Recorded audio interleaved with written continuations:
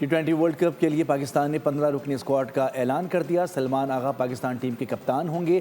Mega event کے لیے پاکستان کے اسکواڈ نے فاسٹ بالر حارث رؤف کو ڈراپ کر دیا۔ T20 ورلڈ کپ کے میچز 7 فروری سے 8 مارچ تک ہوں گے۔ پاکستان 7 فروری کو نیدرلینڈز کے خلاف میچ سے ورلڈ کپ مہم کا آغاز کرے گا۔ T20 ورلڈ کپ کے لیے ٹائٹل کی پاکستانی مہم، پی سی بی نے پتے شو کر دیے۔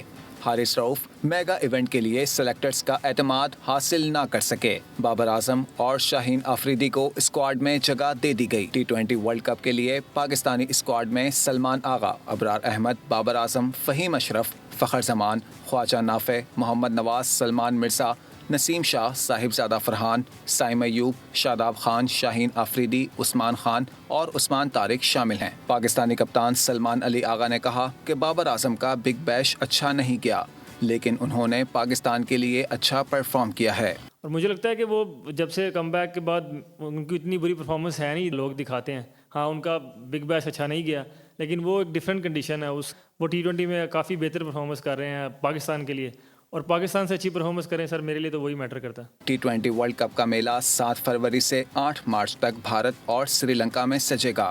گرین شرٹس افتتاحی روز اپنی مہم کا آغاز نیدرلینڈز کے خلاف کریں گے۔ ہائبرڈ ماڈل کے تحت شاہین اپنے میچز سری لنکا میں کھیلیں گے۔